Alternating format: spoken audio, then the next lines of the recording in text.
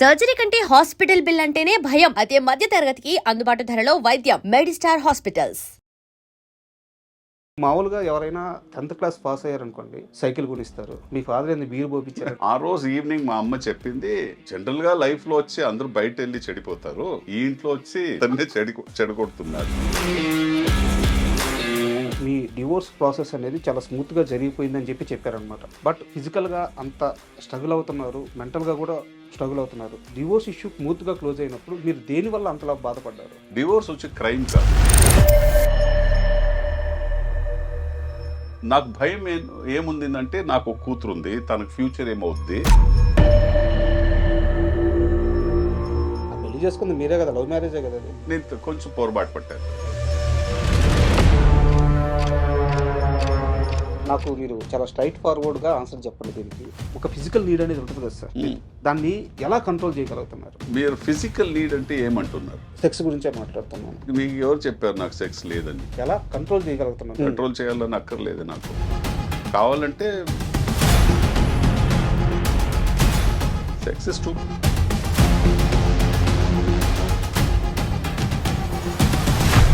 మిర్చి నుంచి ఒక్క చిన్న డైలాగ్. కన్ను రెప్పలు వాల్చకుండా చూడన్నా, దేవాగాడి కొడుకు తగ నరుకుతున్నా.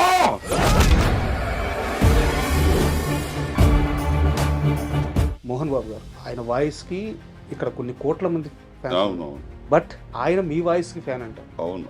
ఏ సందర్భంలో అలా చెప్పారు? నీ గురించి చదివాను, నీ గురించి విన్నాను, అండ్ నువ్వు వచ్చే ఏది ఉంటే అది స్ట్రైట్ మాట్లాడేస్తావంట, అదన్నీ చెప్పారు. తర్వాత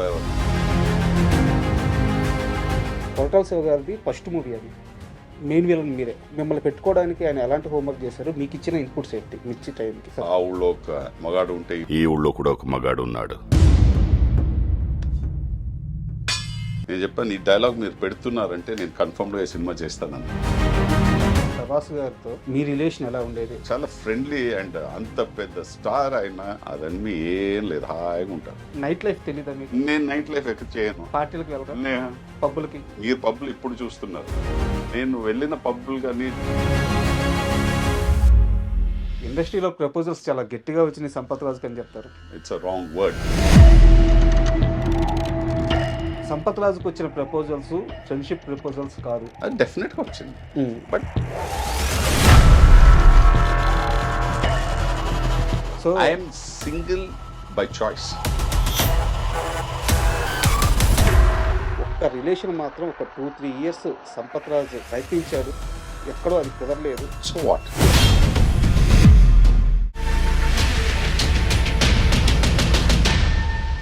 hi, hello to everyone, welcome to my show. మన షోలో ప్రతిరోజు ఒక గెస్ట్ రావడం, వాళ్ళు ఇంటర్వ్యూ ఇవ్వడం మనకి రెగ్యులర్గా జరిగేదే. అయితే ఈ క్రమంలోనే విలన్ సంపత్ రాజు గారిని మనం ఇంటర్వ్యూ అడగడం జరిగింది. బట్ ఆయన చాలా బిజీగా ఉండి స్టూడియోకి రాలేని రాజా, నేను సినిమా సెట్లో ఉన్నాను, మీరే సెట్కి వచ్చేయమన్నారు. సో ఇక్కడ శర్వానంద్ గారి సినిమా షూటింగ్ నడుస్తుంది. నారీ నారీ నడుము మురారి పండక్కి ఈ సినిమా రిలీజ్ కాబోతుంది. ఈ సినిమా సెట్లోనే మనకి సంపత్ రాజు గారు ఉన్నారు. బట్ ఇక్కడ చాలా క్యారీ వ్యాన్లు ఉన్నాయి. ఈ క్యారీ వ్యాన్లో సార్ ఎక్కడున్నారో కనుక్కొని మనం క్యారీ వ్యాన్లోకి వెళ్ళి ఇంటర్వ్యూ చేద్దాం రండి. అండ్ ఫైనల్గా సంపత్ రాజు గారి క్యారీ వ్యాన్ ఇక్కడ ఉంది. సార్ లోపల ఉన్నారు, సో మన కోసమే వెయిట్ చేస్తున్నారు. లోపలికి వెళ్ళి సార్కు సంబంధించిన సినిమాల గురించి, అలాగే ఆయన పర్సనల్ లైఫ్ గురించి కొన్ని ఇంట్రెస్టింగ్ విషయాలు తెలుసుకుందాము రండి. హాయ్ సార్, నమస్తే. నమస్తే. నమస్తే సార్. కొంతమంది యాక్టర్స్ ఉంటారు, సో వాళ్ళు చాలా సినిమాలు చేస్తారు. బట్ ఆడియన్స్కి పరిచయం చేసేటప్పుడు పలానా సినిమా చేశారు, పలానా వాటితో నటించారు, ఇలా ఒక ఇంట్రడక్షన్ అవసరం. బట్ కొంతమంది ఉంటారు, చాలా తక్కువ సినిమాలు చేస్తారు, లేదా చాలా తక్కువ సంవత్సరాలు కనిపిస్తారు. ఆ ఇంపాక్ట్ మాత్రం చాలా స్ట్రాంగ్గా ఉంటుంది. సో మీరు ఇప్పుడు కంటిన్యూ అవుతున్నారు, బట్ మీ ఇంపాక్ట్ ఆల్రెడీ స్ట్రాంగ్గా ఉంది. నేను అందుకే మీకు ఎలాంటి గట్టి ఇంట్లో కానీ అట్లాంటి ఏం చెప్పలేదు. Thank you. అంటే ఎలా సార్ అంటే, ఒక ఆడియన్స్లో ఒక యాక్సెప్ట్నెస్ అనేది వస్తుంది. మా మనిషి, మాకు సంబంధించిన వ్యక్తి, ఆ రిలేటబుల్ థింగ్ అనేది మీకు చాలా త్వరగా వచ్చేసింది. మామూలుగా ఎవరైనా ఇండస్ట్రీకి వచ్చిన తర్వాత పెద్ద స్టార్ సినిమాలో కనిపించాలి అని చెప్పి పరితపిస్తుంటారు. ఒక 3 ఏళ్ళకో 4 ఏళ్ళకో అదృష్టం బాగుంటే పెద్ద హీరోల సినిమాల్లో నటిస్తారు. బట్ మీ ఫస్ట్ మూవీ దమ్ము తెలుగులో, తర్వాత పంజా, తర్వాత మిర్చి, అంటే తెలుగులో బిగ్ స్టార్స్ ముగ్గురితో ఫస్ట్ 3 సినిమాలు చేశారు. ఎలా పాసిబుల్ అయింది? అది నాకు తెలిసి రాసి ఉంటుంది అనుకుంటా నాకు. సో దమ్ వచ్చి నేను కన్ఫర్మ్ చేసేటప్పుడు నాకు అది జూనియర్ ఎన్టీఆర్ సినిమా అని తెలియదు, ఎందుకంటే హీరో పేరు నేను అడగలే, వాళ్ళు చెప్పలే. ఓకే. బట్ నేను సరే కథ వింటానని చెప్పిన తర్వాత నేను జస్ట్ క్యారెక్టర్ విన్నాను.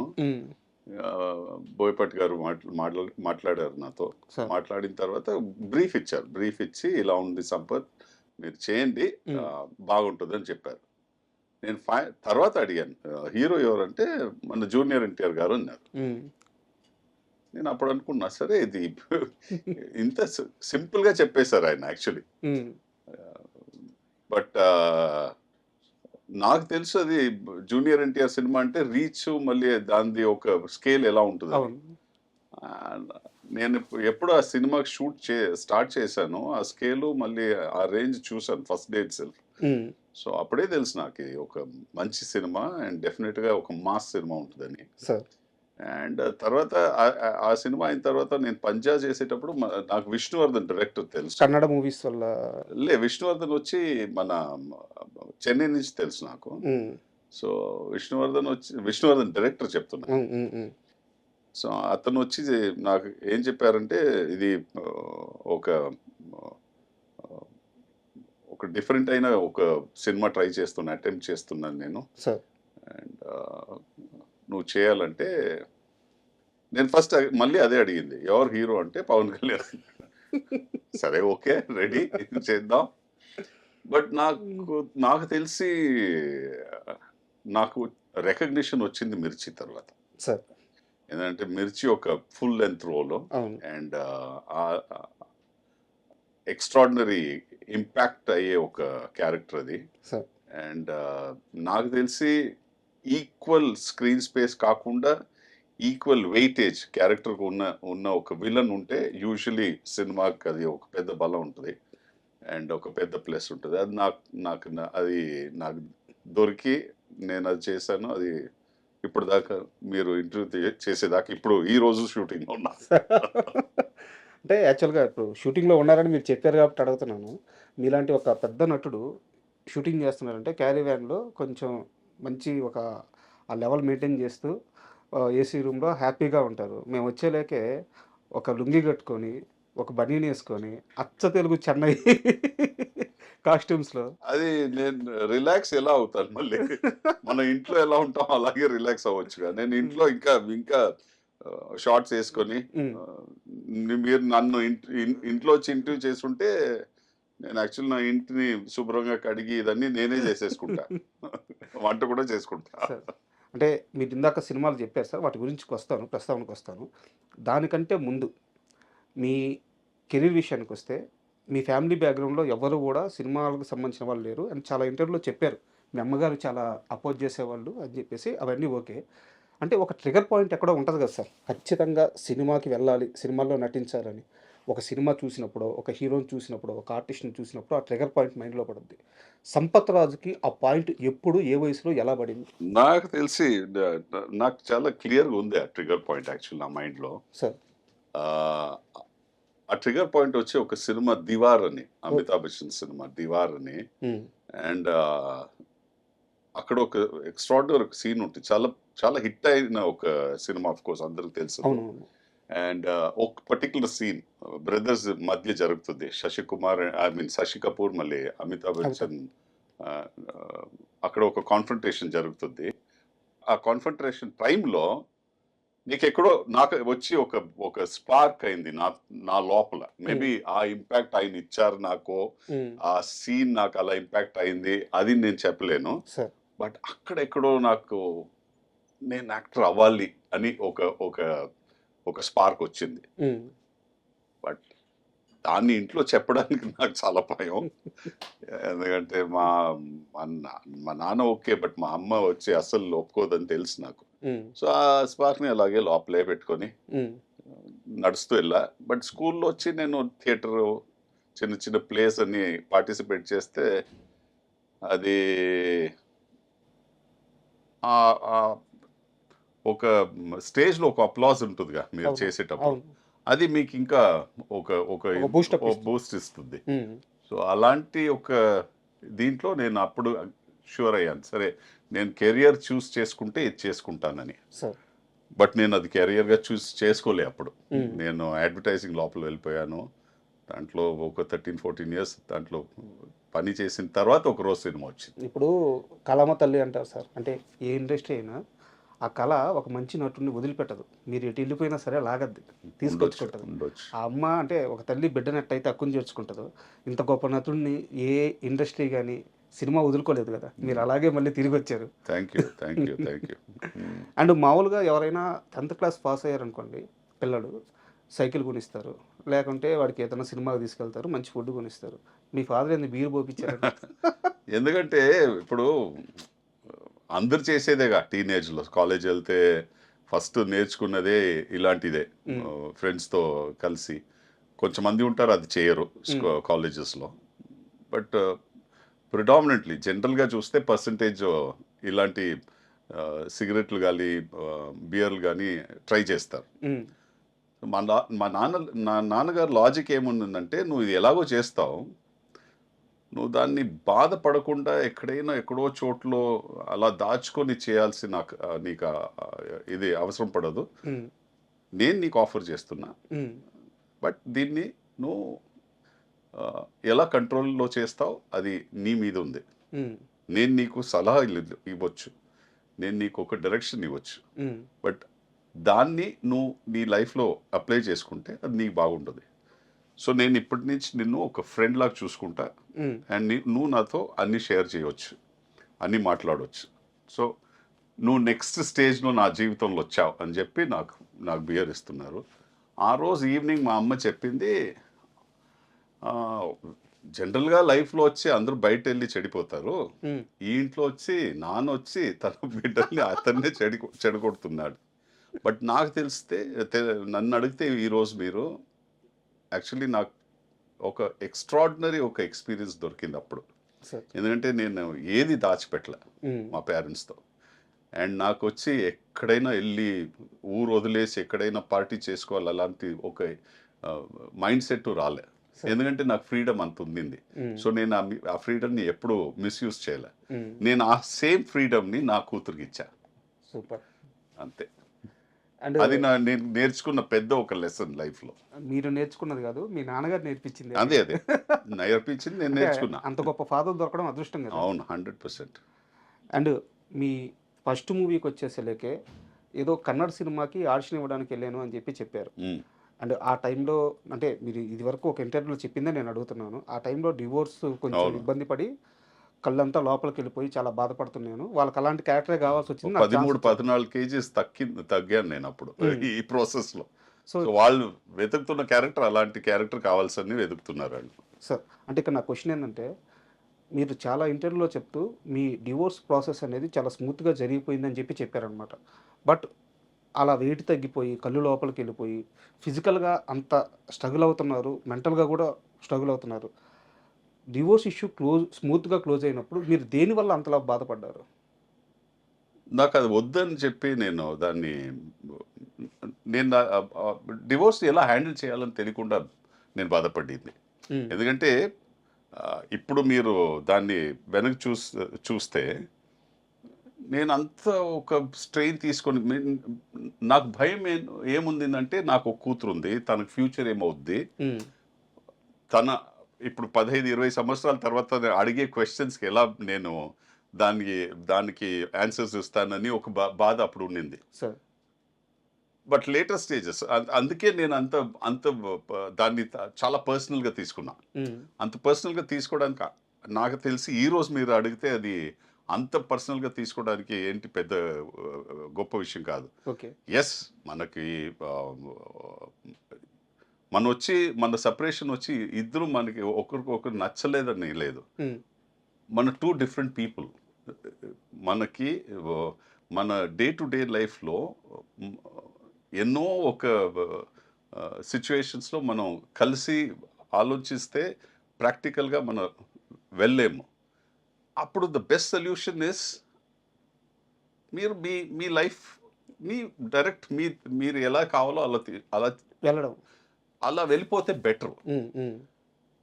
అది నేను ఈరోజు అందరికి చెప్తా.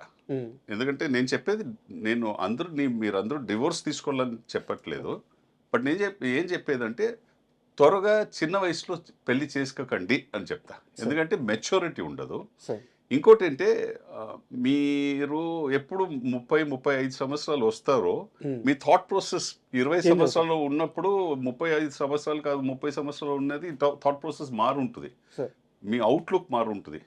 సో ఒక ప్రాక్టికల్గా ఒక 5-7 years of work experience Unni life చూసి కొంచెం సార్ తర్వాత మీరు ఏదైనా ఒక పార్ట్నర్ చూస్ చేసుకొని పెళ్లి చేసుకుంటే అది బెటర్ ఉంటుంది. Not at 21, 22, 23. అది చాలా చిన్న వయసు అది. చాలా ఇంటర్వ్యూలో దాచిపెట్టి చెప్పారు కానీ ఆ పెళ్లి చేసుకుంది మీరే కదా, లవ్ మ్యారేజే కదా అది. లవ్ మ్యారేజ్ అని చెప్పలేను నేను. అఫ్ కోర్స్ చూసాం మనం.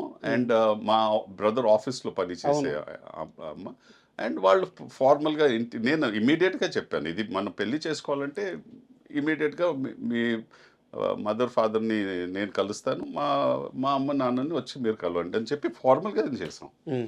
ఎందుకంటే ఇప్పుడు చేసుకోవాలని డిసైడ్ అయిపోయాం, మళ్ళీ ఎందుకు తిరగడం, చేసుకోవచ్చుగా. అదే ప్రాక్టికల్గా చేసేది. బట్ నేను కొంచెం పొరపాటు పట్టాను, కొంచెం అర్లీ చేసేసుకున్నాం. సార్ అంటే యాక్చువల్గా ఒక 200 సినిమాలు చేస్తుంటారు సార్. 200 సినిమాలు చేసిన నటునికి అంటే ఈరోజు మీరు చాలా రేరు. నాలాంటి ఒక వ్యక్తి మీ ముందు కూర్చొని మాట్లాడడం అంటే ఒక 10 మందికి దొరికే అవకాశం ఇది. సో ఈ జర్నీలో నేను మీ విడాకులు ఎలా జరిగింది ఇలాంటివన్నీ నేను మాట్లాడకూడదని ముందే ఫిక్స్ అయ్యాను. కాకపోతే ఇక్కడ ఒక సమస్య ఏంటంటే మీ జీవితం మొత్తం కూడా మీ పాప చుట్టూ తిరిగింది. అవును. సో మీ పాపని మిమ్మల్ని కలిపి ఆ బాండింగ్ గురించి అడగాలంటే ఈ టాపిక్ తీసుకురావాల్సి వస్తుంది. అందువల్లే ఇంకొక 2-3 క్వశ్చన్స్ సార్, నేను దీన్ని క్లోజ్ చేసేస్తాను. డివోర్స్ అయిపోయినాయి, పాపది నా బాధ్యత. మీరు అడిగే ముందు ఒక చెప్పేస్తా, సార్ డివోర్స్ వచ్చి క్రైమ్ కాదు. లేదు సో అడగొచ్చు.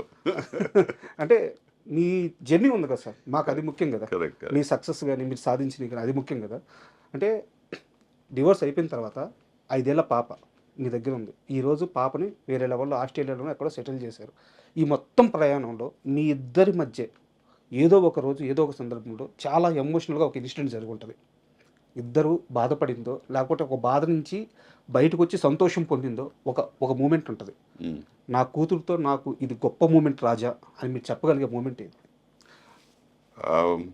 ఓకే, నేను చెప్తా. ఇమీడియట్గా నా మైండ్లో వచ్చేది అంటే మా అమ్మ చనిపోయింది. సార్ నేను వెళ్తున్నా బెంగళూరుకి. అండ్ ఇప్పుడు నా కూతురు వచ్చి బోర్డింగ్ స్కూల్లో ఉంది.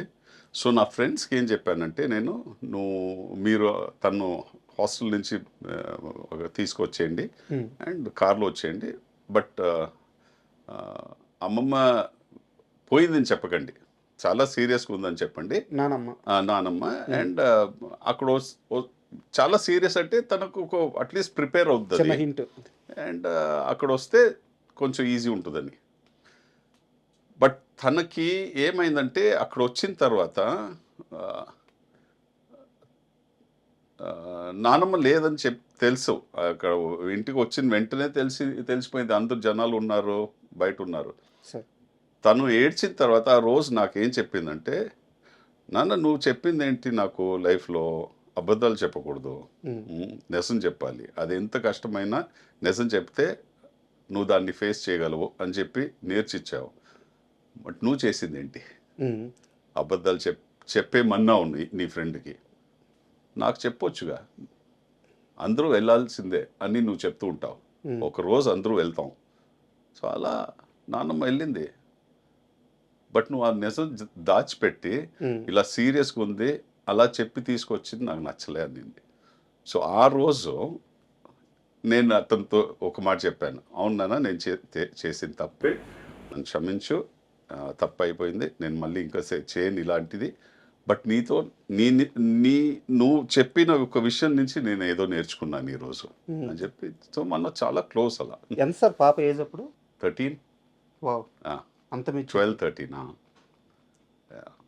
చాలా చాలా మెచ్యూర్డ్. ఇప్పుడు మీరు వచ్చే ముందు తను ఇంకొక ఇంటికి షిఫ్ట్ అయింది, అది వీడియో పెట్టింది నాకు. ఓకే, అది చూస్తూ కూర్చున్నాను సార్. అండ్ మీ కెరీర్ విషయానికి వస్తే సార్, మీకు ఫస్ట్ బ్రేక్ అంటే చాలా పెద్ద బ్రేక్ అంటే ఫస్ట్ సరోజ అనుకోవచ్చా? లే, సరోజ వచ్చి వెంకట్ ప్రభు డైరెక్టర్ సినిమాకి. వెంకట్ ప్రభు వచ్చి నా ఫస్ట్ తమిళ సినిమాలో నాకు బ్రదర్గా నటించాడు. ఓకే. సో మనం రోజు అక్కడ మీకు తెలుసుగా షూటింగ్లో తెల్లారితో 9 నుంచి సాయంత్రం 6 గంటల దాకా అన్ని షాట్స్లో మనం ఉన్నాం. అవునవును. సో కూర్చొని మాట్లాడేటప్పుడు ఎంతో కథలు మాట్లాడుకున్నాం వాళ్ళు. మనం వచ్చి రేపు సినిమా చేయాలంటే ఇలా చేయాలి, అలా చేయాలి. నా ఎక్స్పీరియన్స్, అతని ఎక్స్పీరియన్స్, ఆయన వచ్చి ఒక లెజెండ్ ఫ్యామిలీ నుంచి వస్తాడు. సో ఆ స్టోరీస్ ఇది అది మాట్లాడి, బట్ సరోజ అప్పుడు మనకి మైండ్లో రాలే, అతనికి మైండ్లో రాలే. నాకు తెలిసి నాకు వచ్చిన ఒక బ్రేక్ ఏది అంటే తామరబర్ణి అనే ఒక సినిమా, ఓకే, విశాల్తో చేసిన సినిమా, మన హరి గారు డైరెక్ట్ చేసిన సినిమా. సింఘం అని చేశారుగా, ఆ డైరెక్టర్ చేసిన సినిమా. అది ఒక రికగ్నిషన్ ఇచ్చింది. ఓకే. బట్ సరోజ వచ్చి నన్ను నెక్స్ట్ ఒక నెక్స్ట్ స్టేజ్కి తీసుకెళ్ళింది సినిమాలో. అంటే సారీ టు ఇంటరప్ట్ యూ, మీరు ఏమనుకుంటున్నారంటే నేను దమ్ముతో తెలుగులోకి వచ్చాను లేకపోతే మిర్చితో ఇక్కడ స్టార్డమ్ వచ్చింది అనుకుంటున్నారు. ఒక 90s కిడ్స్ అని చెప్పి ఒక బ్యాచ్ ఉంటుంది సార్. మీరందరూ వాళ్ళకి ఎక్కడ పరిచయం తెలుసా? సరోజ సినిమాలో నిఖితా గారి సాంగ్ ఉంటుంది కదా, ఆ సాంగ్ 90s కిడ్స్ కి చాలా పర్సనల్. అవును అవును అవును తెలుసు సో తెలుసు. మిమ్మల్ని అక్కడే చూసారు అందరూ. అవును అవును అవును అది నేను ఒప్పుకుంటా సార్. అండ్ దమ్ము విషయానికి వస్తే సార్, ఎవరు అప్రోచ్ అయ్యారు మిమ్మల్ని? డైరెక్ట్గా ఇందాక మీరు చెప్పినట్టు డైరెక్టర్ గారే అప్రోచ్ అయ్యారా? ఆ జర్నీ ఎలా జరిగింది దమ్ముది? వాళ్ళు వచ్చి నాకు తెలిసి నా తమిళ సినిమా ఎక్కడ చూస్తున్నారు, ఓకే, అక్కడి నుంచి నన్ను నా కాంటాక్ట్లో వచ్చారు.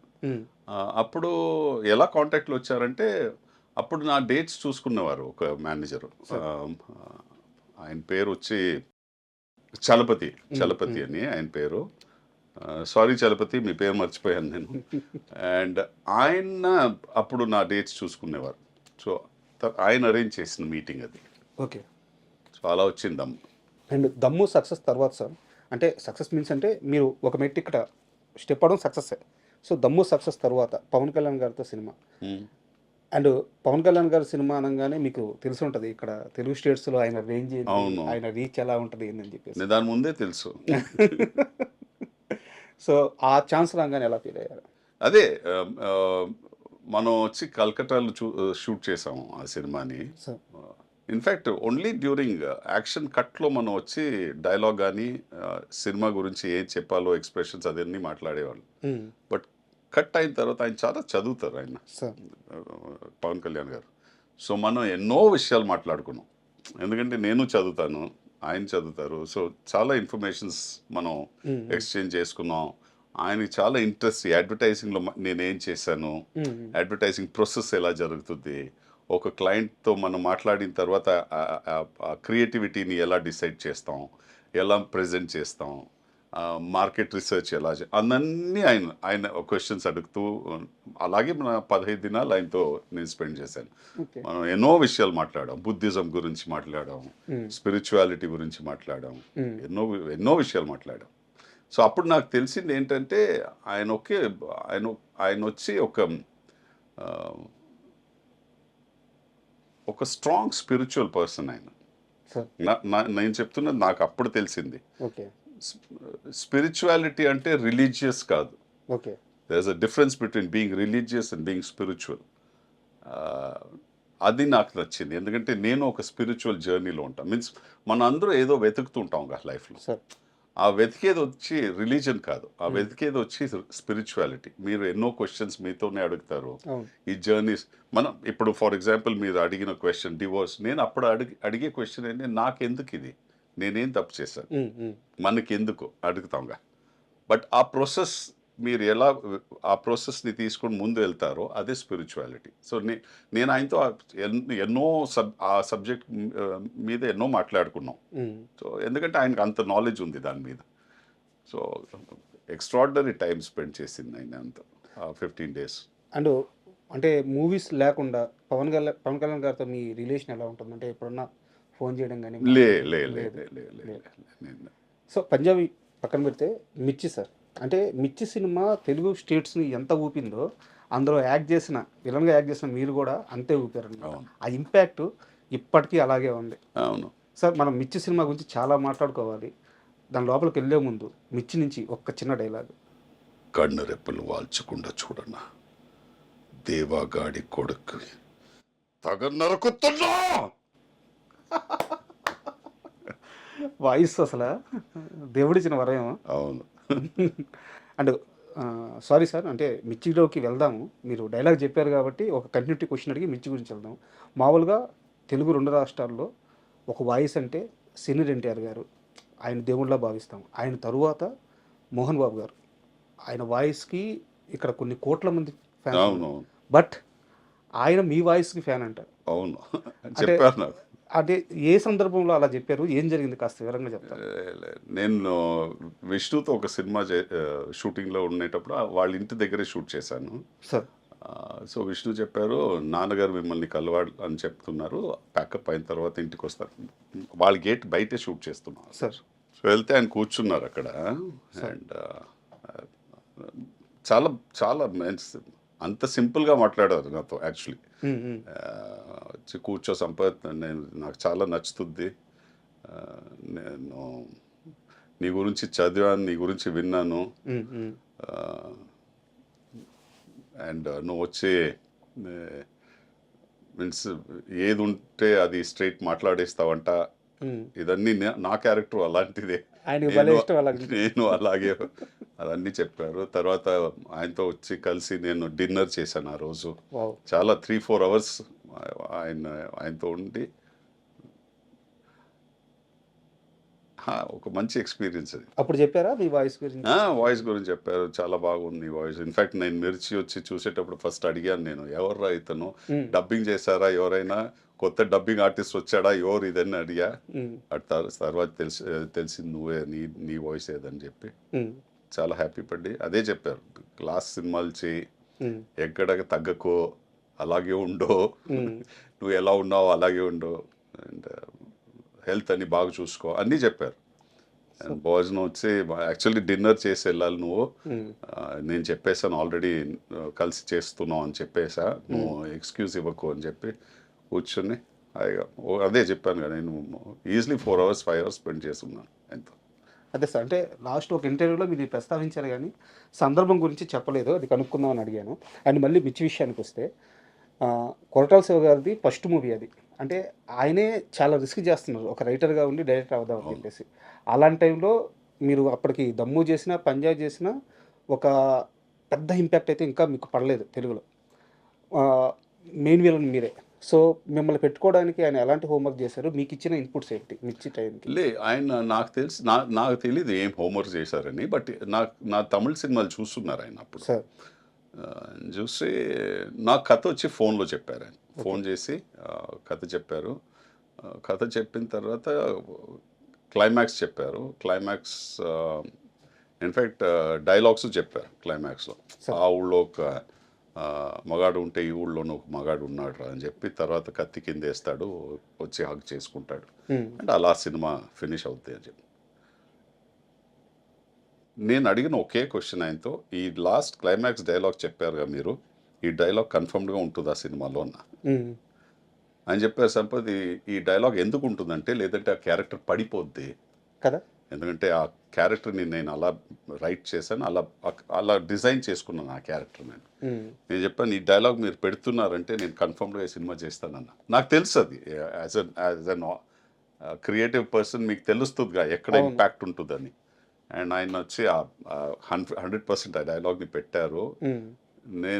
నేను ఎలా ఊహించుకున్నాను అది, ఆ సీన్ స్క్రీన్ మీద జనాలు దాన్ని ఎలా రియాక్ట్ అవుతారని చూసాను, ఎగ్జాక్ట్లీ అదే రియాక్ట్ చేశారు.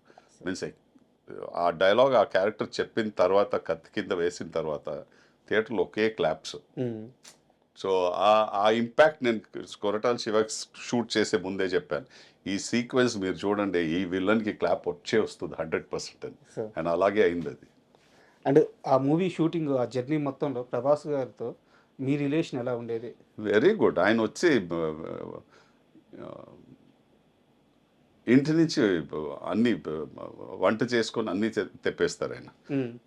ఫిష్ నుంచి ఇది అది మటన్ చికెన్ అదన్నీ తెప్పేస్తారు.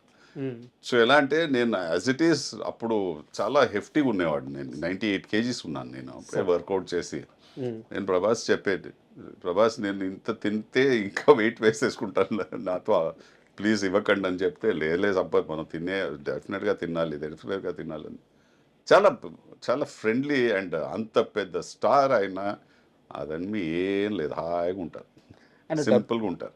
డబ్బింగ్ విషయంలో కూడా మీకు ఏదో సంపత్ నీకు కావాల్సినంత ఫ్రీడమ్ తీసుకో, ఖచ్చితంగా నువ్వే డబ్బింగ్ చెప్పి అదన్నీ అందరూ కానీ in fact first day it self చెప్పి మీరే చేయాలి ఇది, ఇంకెవరు చేయకూడదు. ఎందుకంటే ఈ ఫస్ట్ ఆఫ్ ఆల్ ఈ వాయిస్ యూనిక్ ఉంది. సెకండ్, మీరు ఈ ఈ ఈ స్లాంగ్ని పట్టేస్తే మనకు కరెక్ట్గా 100% హిట్ చేసేద్దాం మీ వాయిస్తో అని చెప్పి నేను అఫ్కోర్స్ నాకు తెలిసి నేను 3 రోజులు తీసుకున్నాను డబ్బింగ్కి దాన్ని ఆ సినిమా. ఓకే. అవును, ఎందుకంటే కొత్తగా వచ్చాను, మన తెలుగు ఆ స్లాంగ్ని పట్టాలి, ఆ డిక్షన్ లోపల వెళ్ళాలి. బట్ అందరూ నాకు చాలా సపోర్ట్ చేశారు. సో కొరటాల శివ కానీ, ప్రొడ్యూసర్స్ కానీ, వంశీ, ప్రమోద్, అఫ్కోర్స్ 100% ప్రభాస్. ఆయన చెప్పేశారు ఇంకెవరు కాదు సంపత్తి డబ్ చేయాలి ఈ సినిమా అని చెప్పేశారు. అండ్ అంటే నాకు తెలిసింది సార్, ఇది నాది తప్పు అయితే నా ఓట్స్ బ్యాక్ తీసుకుంటాను, మీరు కన్ఫర్మ్ చేయండి.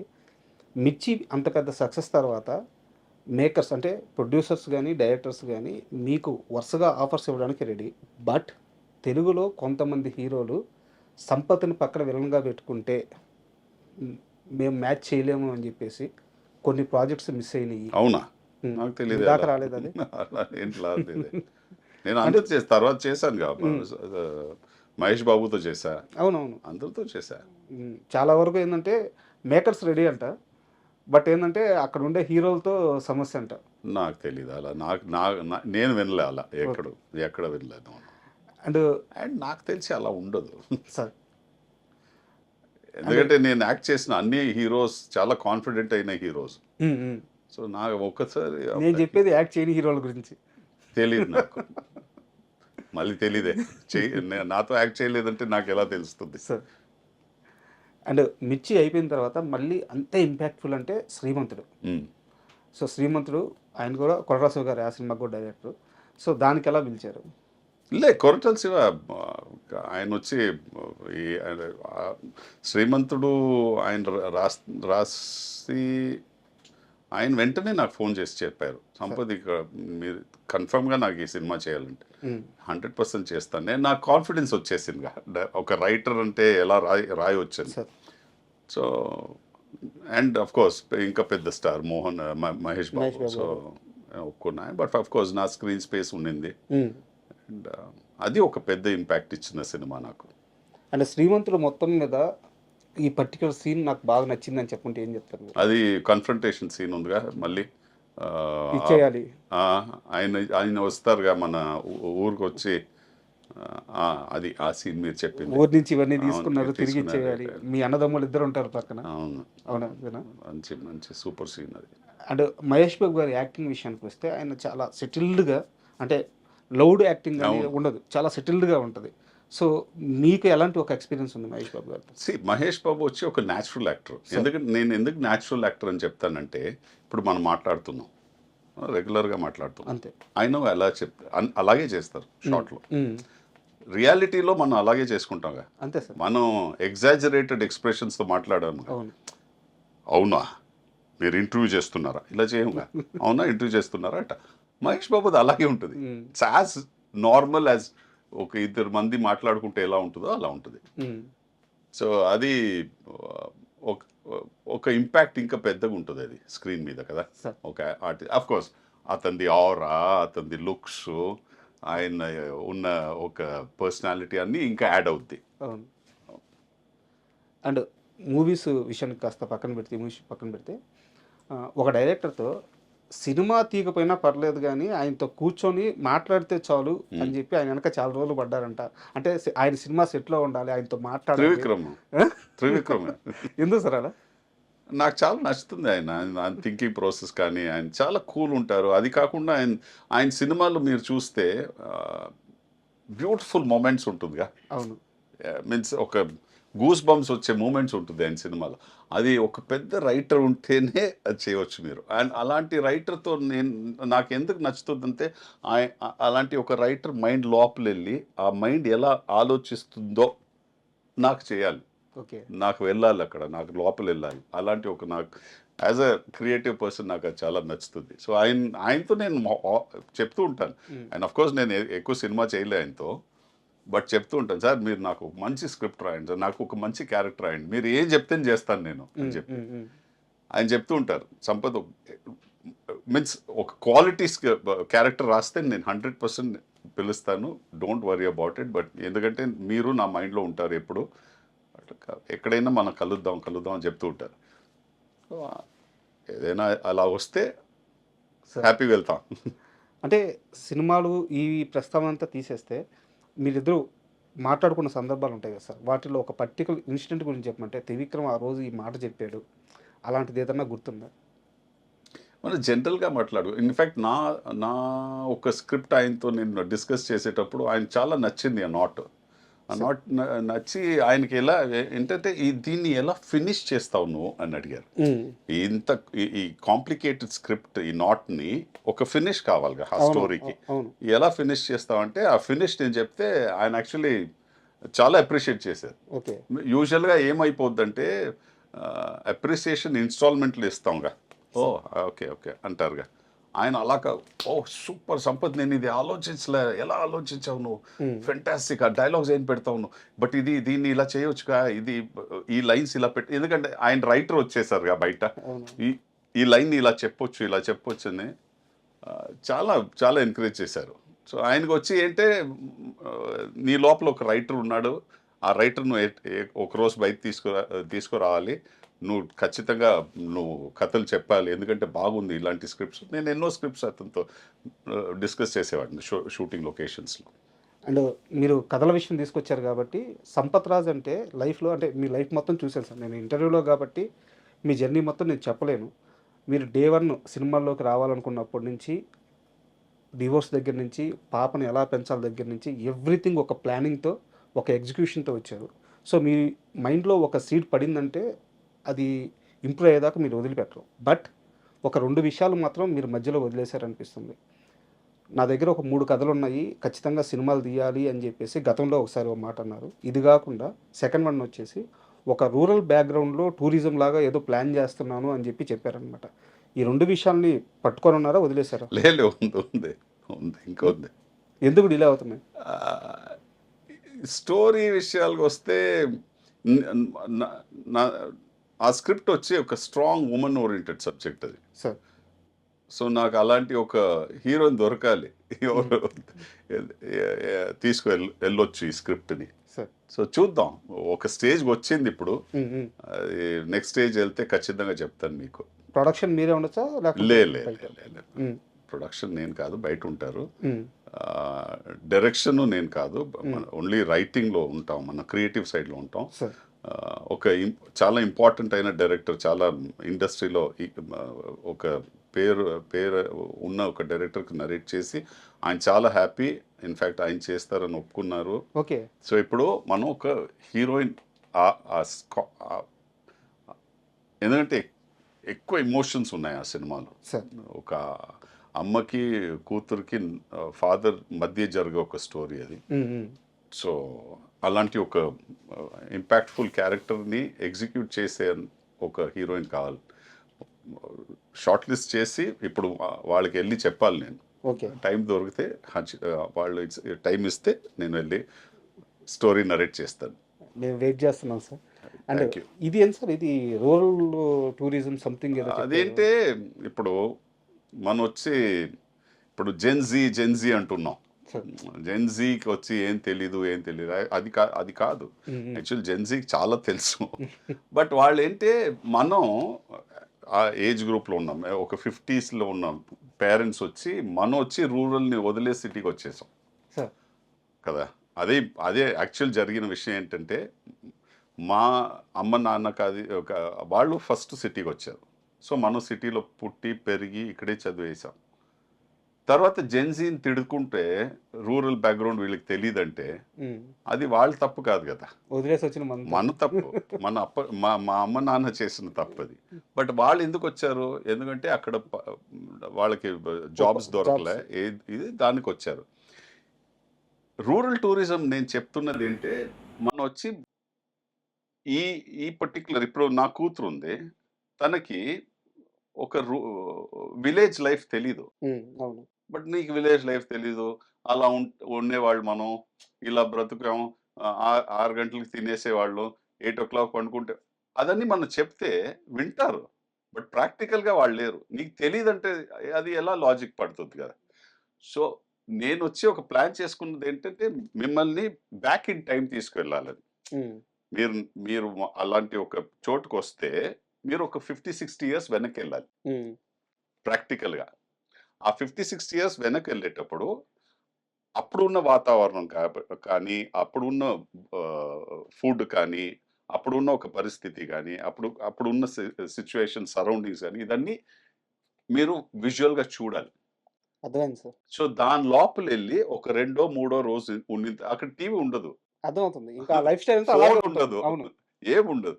ఆ లైఫ్ స్టైల్ మీరు ఎక్స్‌పీరియన్స్ చేసి, దాని నుంచి బయటొస్తే మీకు బేసిక్ నేను చెప్తున్నది ఒక చెట్టు ఎక్కాలి. హ్మ్. ఒక మామిడి చెట్టుని ఎక్కాలి. అది ఎక్కుతున్నారా ఎక్కడైనా ఇక్కడ లేదు. చూస్తున్నారు మీరు? అవును. ఆ బేసిక్ చేయట్లేదు మనం. హ్మ్. మనం ఏం చేసేసాం?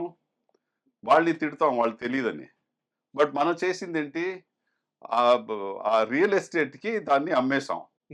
వాళ్ళు చెట్లు తీసేశారు. బిల్డింగ్ కట్టేశారు. వాడికి చెట్టు ఇక్కడ ఒక ఎక్కడం, చెట్టు రోజు ఎక్కడం. మనం చిన్నప్పట్లో ఎలా బ్రతికాం తెలుసా నేను?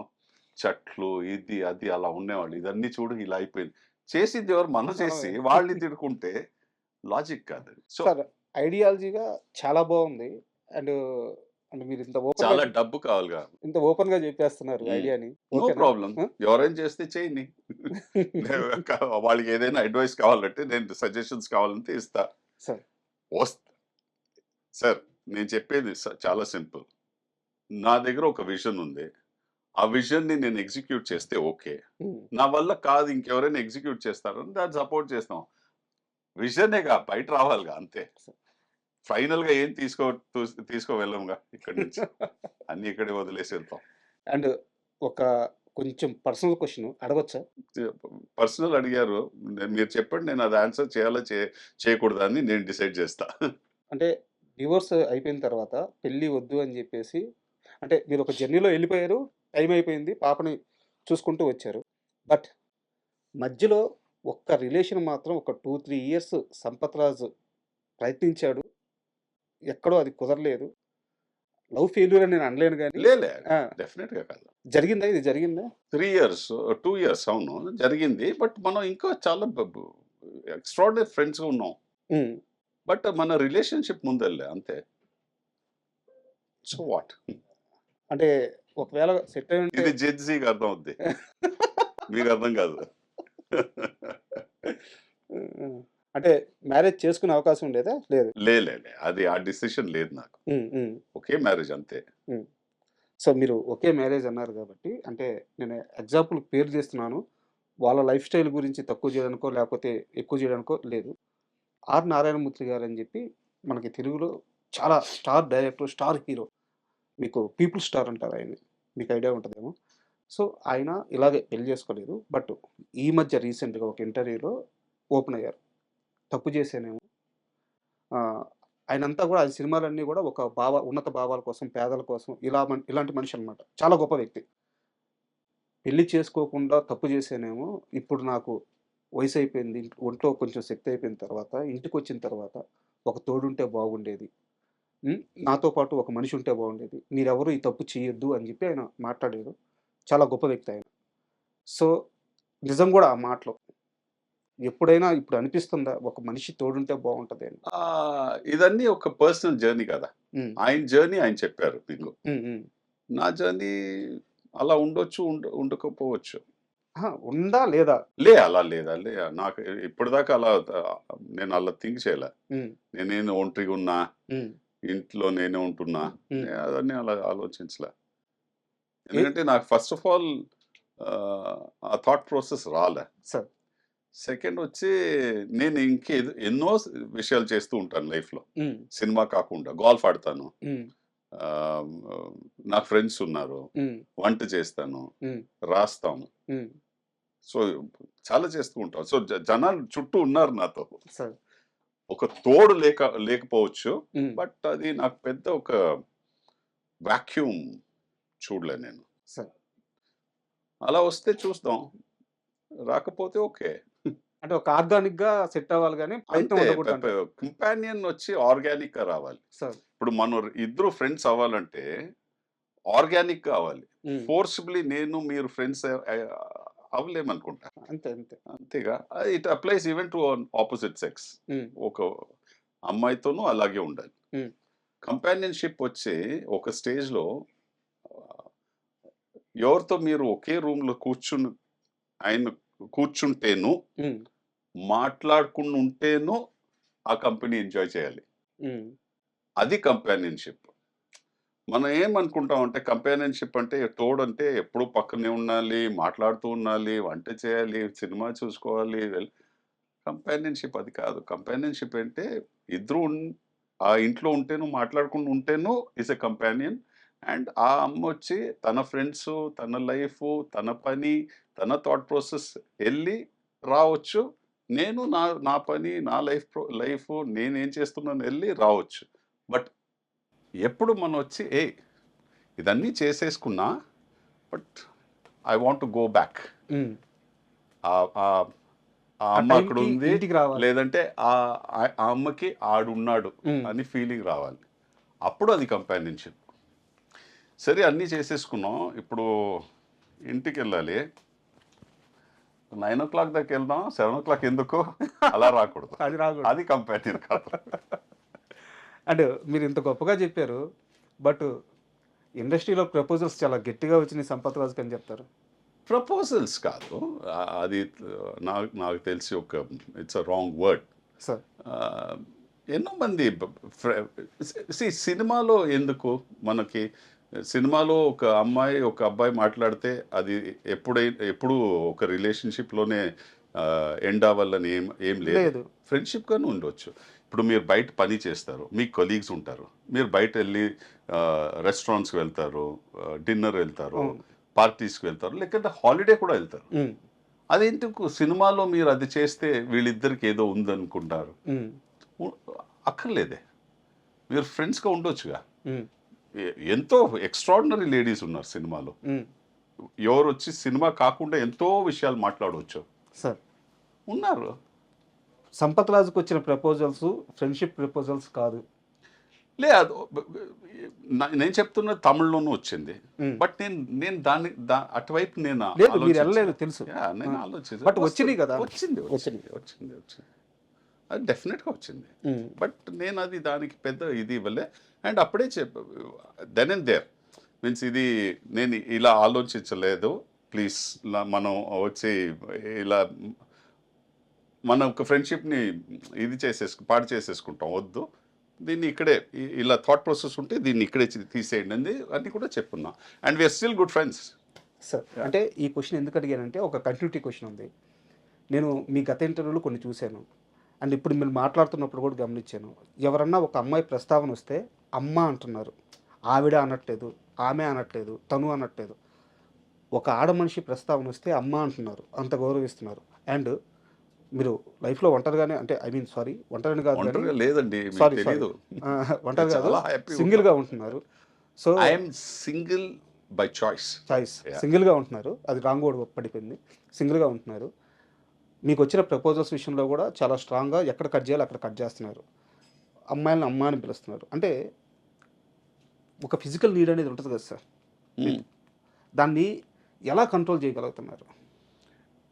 మీరు ఫిజికల్ నీడ్ అంటే ఏమంటున్నారు?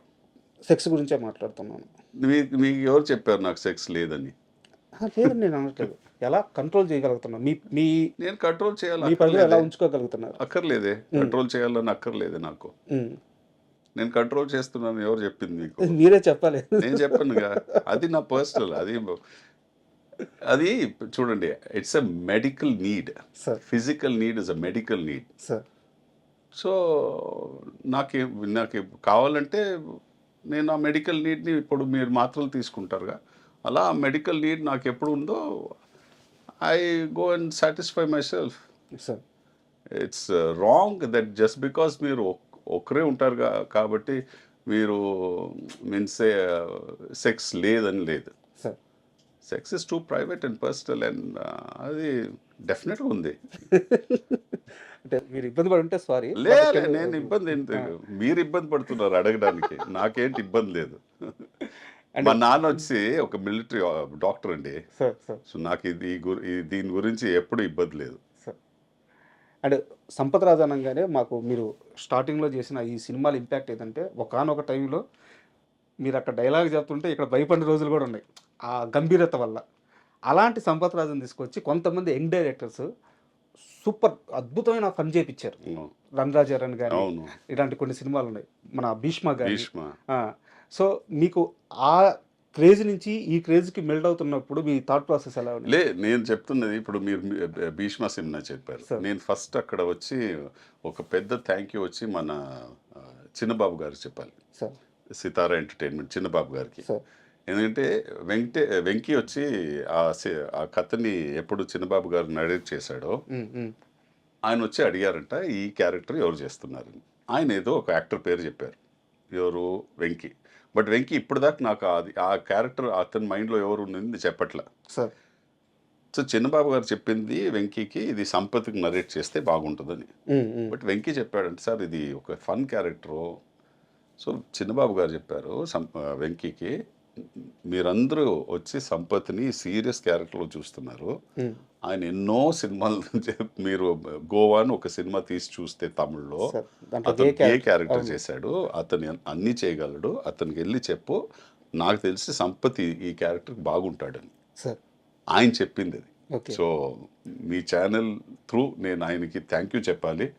అండ్ వెంకీకి ఇప్పటిదాకా నేను అడుగుతున్న ఒకే క్వశ్చన్, నీ మైండ్లో ఉన్న యాక్టర్ నాకు చెప్పంటే అది చెప్పట్లేదు.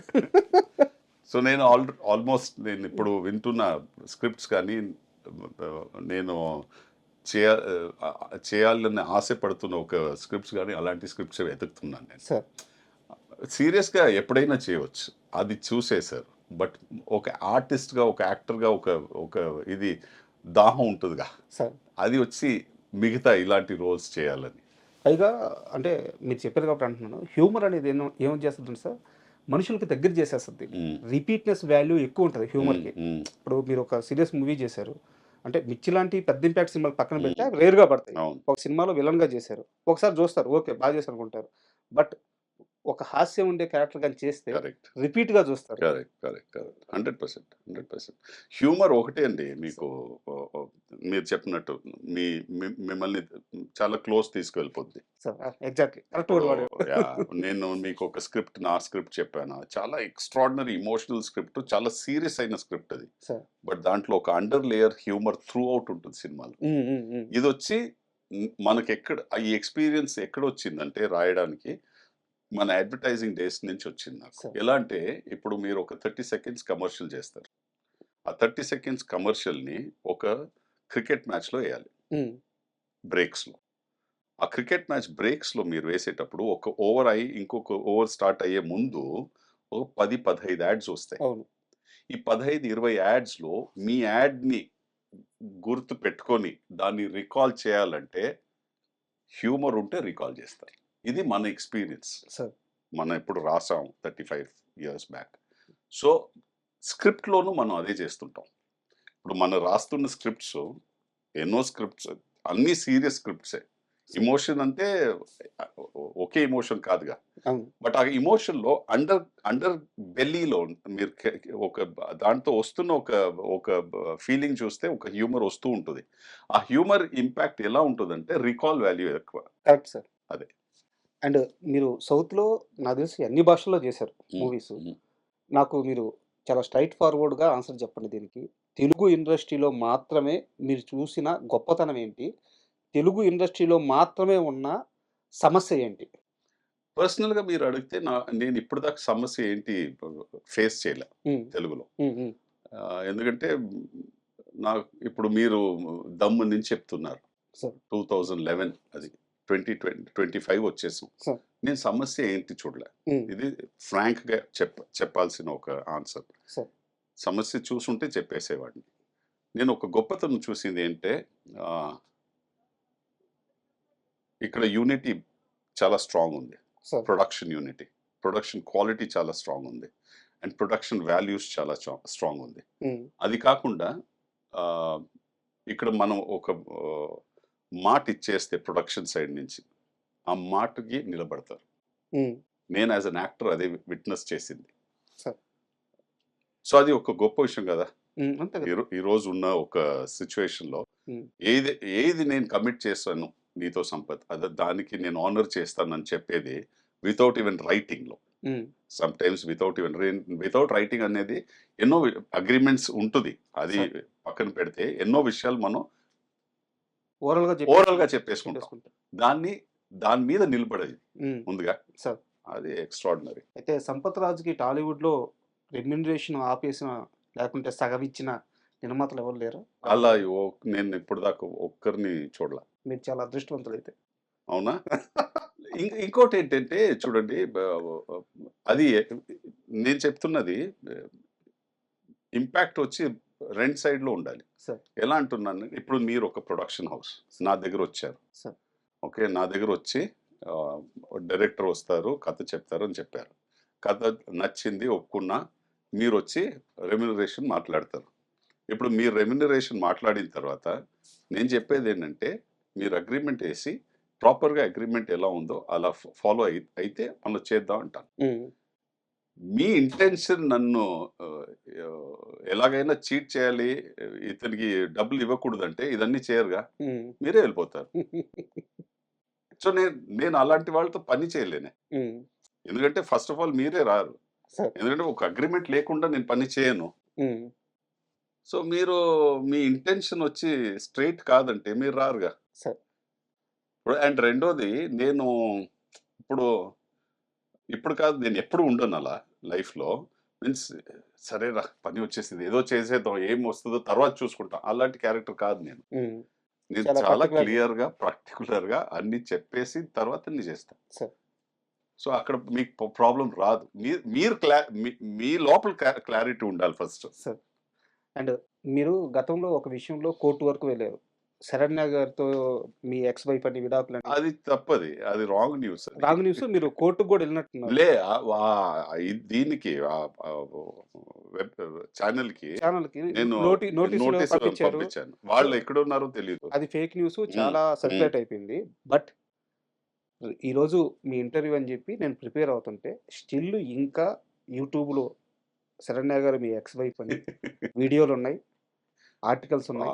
నేను శరణ్య చిన్న గారు చిన్న వాళ్ళ ఫ్యామిలీ, నేను అంత క్లోజ్ Sir, ఫ్రెండ్స్. అంటే నేను చెప్పేది ఏంటంటే చిన్న చిన్న ప్లాట్ఫామ్స్ కాదు సార్, మీడియాలో చాలా పెద్ద ప్లాట్ఫామ్స్ అయినా చాలా వాటిల్లో కూడా స్టిల్ ఇంకా అవే ఆర్టికల్స్ ఉన్నాయి, అవే వీడియోస్ ఉన్నాయి. దీన్ని ఏం చేయలేరా? ఏం చేయాలి, నేను తెలియదే, నాకు ఎలా చేయాలో తెలియదే. మీకు తెలుసుంటే చెప్పండి, నేను చేస్తాను అది. సార్. మీ ఛానల్ గురించి త్రూ చెప్తాను. అది ఫేక్ న్యూస్, మీకు తెలుసు, అందరికి తెలుసు. వాళ్ళ ఫ్యామిలీ నాకు చాలా క్లోజ్. వాళ్ళకి 2 కూతురు ఉన్నారు, 2 డాక్టర్స్. ఇప్పుడు రెండో అమ్మాయికి ఎంగేజ్మెంట్ జరిగింది. నేను వెళ్ళలేకపోయా ఎందుకంటే షూటింగ్ లో ఉన్నా. సో అంత క్లోజ్ మనం, నవ్వుకుంటాం అంతే. మీరు ఇప్పటికే చాలా సార్లు ఆ విషయంలో క్లారిటీ ఇచ్చినట్టున్నారు. అది ఎవరో ఏదో ఒక ఛానల్ పెట్టింది. అప్పుడు ఆ ఛానల్కి ఏదో నేను ఒక నోటీస్ నాకు లాయర్ నుంచి పంపిస్తే అది రిటర్న్ వచ్చేసింది. అలాంటి అడ్రస్సే లేదు అక్కడ. ఓకే. సో తర్వాత ఎవరు చెప్తాను, ఇప్పుడు అన్ని ఛానల్స్ వస్తుంటాయి, నేను అన్ని ఛానల్స్కి పంపలేనుగా. ఎందుకంటే ఇప్పుడు మీరు దాన్ని మీ ఛానల్ వేశారనుకోండి, మీరేం చెప్తారు, ఆ ఛానల్ వచ్చింది కాబట్టి ఆ న్యూస్ తీసేయాలి, మనం వేసామని. నేను మీకు నోటీస్ పంపిస్తానా? సో కొంచెం విషయాలు వచ్చి వదిలేయాలి అంతే. ఇండస్ట్రీలో తెలుసు, నాకు పర్సనల్ గా నా ఫ్యామిలీలో అందరికి తెలుసు, నా కూతురికి తెలుసు, శరణ్య గారికి తెలుసు, వాళ్ళ ఫ్యామిలీకి తెలుసు. ఇంకెవరు చెప్పాలి నేను? అయిపోయిందిగా. మీ పాప మ్యారేజ్ అయిందా సార్? లేదు, చేసుకుంటుంది. 2029లో చేసుకుంటుంది అనింది. చేసుకుని ఎప్పుడు అది రెడీ ఉంటుందో. అండ్ మీరు ఒక ఇంటర్వ్యూలో చెప్పారు, అంటే మదరు ఇక్కడ లేరు కానీ తను ఎప్పుడు కలవాలనుకున్నా మదర్ దగ్గరికి వెళ్ళొద్ది, మాట్లాడొద్ది, సరే వస్తుంది అని చెప్పి పాప గురించి చెప్పారు. బట్ ఎంత మదర్ టచ్లో ఉన్నా సరే ఒక సింగిల్ పేరెంట్గా మీరు పెంచేటప్పుడు అక్కడ జెంట్ అయితే, అబ్బాయి అయితే మీతో అన్నీ చెప్పుకోగలరు. పాప కాబట్టి కొన్ని చెప్పుకోలేనివి కూడా ఉండొచ్చు. సో ఆ స్పేస్ని ఎలా హ్యాండిల్ చేయగలిగారు? అది మీరు అనుకుంటారు, అది అబ్బాయి అయితే చెప్పొచ్చు, అమ్మాయి చెప్పలేదని. అది నిజం కాదు. ఉమ్, ఇన్ఫాక్ట్ అబ్బాయి చెప్పుడు. అబ్బాయి చెప్పుడు. ఉమ్, అదే నిజం. అమ్మాయి అన్నీ చెప్తుంది. సార్. మీరు ఎలా పెంచుతారు ఉందిగా. ఉమ్, ఉమ్, మీరు ఫస్ట్ ఓపెన్గా ఉన్నారా? సార్. ఇప్పుడు మనం ఏం చేస్తామంటే యాజ్ అ పేరెంట్ మనం అడ్వైస్ చేస్తాం, మనం చేసిన అడ్వైస్ని ఫాలో చేయం. సార్. మీరు ఒక అడ్వైస్ చేస్తే ఫస్ట్ దాని మీద మీరు నిలబడాలి. ఫస్ట్ ఉమ్, మీరు నిలబడితే ఆ ఎగ్జాంపుల్ని చూసి మీ బిడ్డ పైకి వస్తుంది, లేదంటే దాన్ని అడాప్ట్ చేస్తుంది. అడ్వైజే చేస్తూ మనం ఏది ఫాలో చేయకుండా ఉంటే బిడ్డలు ఎలా ఫాలో చేస్తారు? సార్. ఇప్పుడు ఒక సింపుల్ ఎగ్జాంపుల్ ఇస్తాను మీకు, దాని నుంచి మీ అడిగిన క్వశ్చన్ ఆన్సర్ అయిపోద్ది. 2 years బ్యాక్ తను వచ్చింది ఇండియాకి, గ్రాడ్యుయేషన్ అయిపోయింది, అండ్ తనకప్పుడు పని ఇంకా దొరకలే, అండ్ చిన్న చిన్న పనిని చేసుకుని ఉండింది. నాన్న నేను ఎంత సంపాదిస్తే నన్ను చూసుకుంటాను, నువ్వు పంపియకు, ఇంకా చాలు, నాకు ఉమ్, ఇచ్చేసావు అన్నీ అని చెప్పి. సో ఫైనల్గా ఒక రెస్టారెంట్లో వెయిట్రెస్గా ఒక పని దొరికింది. అది ఫస్ట్ డే అక్కడ వెళ్ళి పని చేసేటప్పుడు తనకి ఒక పెద్ద ఏమైందంటే రెస్టారెంట్ అందరూ ఆర్డర్ ఇస్తున్నారు, తనకి ఎక్స్పీరియన్స్ లేదు కాబట్టి అడావడిగా అది ఏం చేయాలో తెలియకుండా నర్వస్ బ్రేక్డౌన్ అయ్యేలాగా అయిపోయింది. సార్. సో తన మేనేజర్ చెప్పింది, నేను ఇంకే దీనిలో ఎక్స్పీరియన్స్ లేదు, నన్ను డిష్ వాషింగ్లో వేసేయి ఫస్ట్, నేను డిష్ వాష్ చేసుకుంటా ఒక 1 week, అక్కడి నుంచి తర్వాత ఎక్కడ వస్తాను. సో తను వచ్చి 1 week వచ్చి ప్లేట్లు ఇది అది కడుగుతుంది. అది తనకి జాబ్. ఉమ్, తర్వాత నేర్చుకుంది. సో ఇదన్నీ చెప్తుంటే నేను చెప్పాను, ఇదన్నీ ఓకేనా, నువ్వు ఇలా ఫిజికల్గా కొంచెం వెయిట్ వేసుకొని ఇలా అయిపోతున్నావు ఏంటి అని చెప్తే తను ఆర్గ్యూ చేసింది నాతో, నీకు తెలీదు నేను పని చేస్తాను, ఉమ్, టైం దొరకదు. నేను అలాగే విన్నా.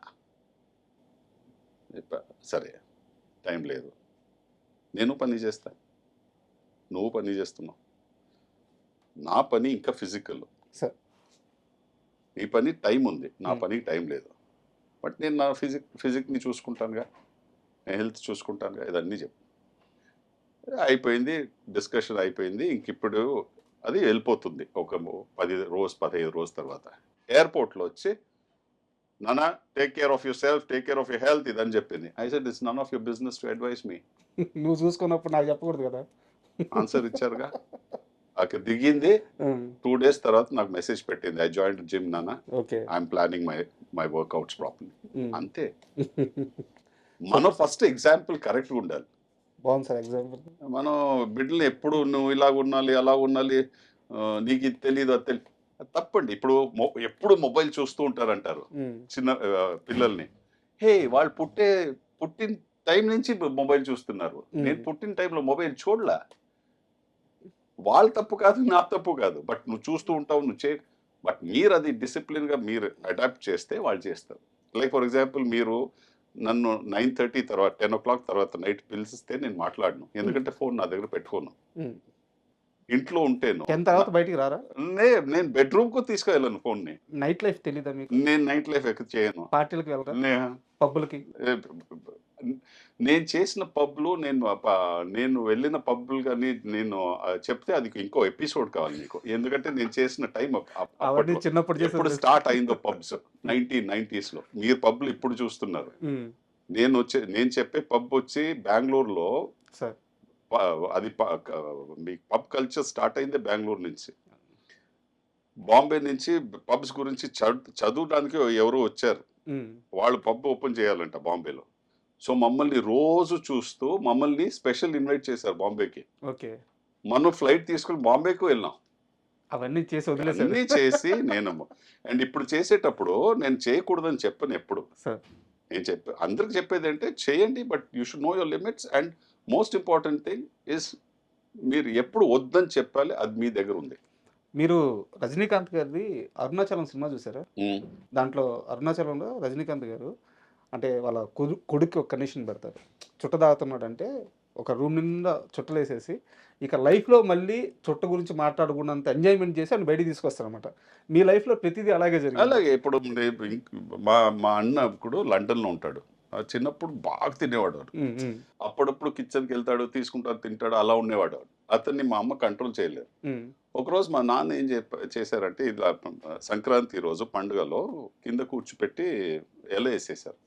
దాంట్లో ఎంత రైసు, ఎంత సాంబార్ వేశారు, ఎంత ఇది వేశారంటే ఆడు చాలు చాలు చాలు అని చెప్పి ఏడ్సే వరకు అతనికి వేశారు. ఉమ్. ఆ రోజు ఆడు అలా తినేది మానేశాడు, అప్పటి నుంచి దీన్ని తగ్గించారు. తగ్గించాడు. ఎందుకంటే అతన్ని తినకూడదని చెప్తే చేయడు. ఉమ్, కాలుగా తిన్ను, ఇంకా తిన్ను, ఇంకా తిన్ను అంటే ఆడు మీ లోపల రావాలి ఫస్ట్ నాకు చాలు అని చెప్పేది. అప్పుడు ఆడు డిసైడ్ చేసుకున్నాడు ఇంతే లిమిట్లో తినాలని. అలా అరుణాచలం మీ ఫ్యామిలీ స్టోరీ లాగా ఉంది అయితే. అది కాదు, డెఫినెట్లీ కాదు, అంత డబ్బులు లేవు మా దగ్గర. అండ్ మీరు తమిళ్లో సార్ చాలా మీ కెరీర్ చాలా ఎర్లీ స్టేజ్లో నాకు తెలిసి ఫస్ట్ సినిమానో సెకండ్ సినిమా అనుకుంటాను, అక్కడ విజయకాంత్ గారితో మీరు movie first movie first movie. And అంటే విజయకాంత్ గారు అంటే అక్కడ తమిళనాడులో ఆయన మాస్ ఫాలోయింగ్ అని అంతా అవును. తెలుసు. ఇక్కడ తెలుగులో కూడా ఆయన చాలా గొప్ప సినిమాలు చేస్తున్నారు అనమాట. ఆయనకి మంచి ఫ్యాన్స్ ఉన్నారు. అవును. విజయకాంత్ గారితో మీకు మర్చిపోలేని ఒక ఇన్సిడెంట్ ఏమన్నా ఉంటే చెప్పండి. నా ఫస్ట్ షాట్, మీ లైఫ్లో ఫస్ట్ షాట్. నా ఫస్ట్ షాట్ ఆయనతో చేసేటప్పుడు ఆయన, మనోరమ, అలా ఆల్ గొప్ప ఆర్టిస్ట్ ఉన్నారట ఆ సార్. షాట్లో. సార్. సముద్రగని డైరెక్ట్ చేసిన సినిమా అది, ఓకే నా ఫస్ట్ సినిమా తమిళ్లో. సార్. కట్ అని చెప్పిన తర్వాత సముద్రగని వచ్చి విజయకాంత్ చెప్పింది మాట ఏంటి సార్, ఆయన చెప్తున్నప్పుడు నేను అలా చార్జ్ వస్తాను మీ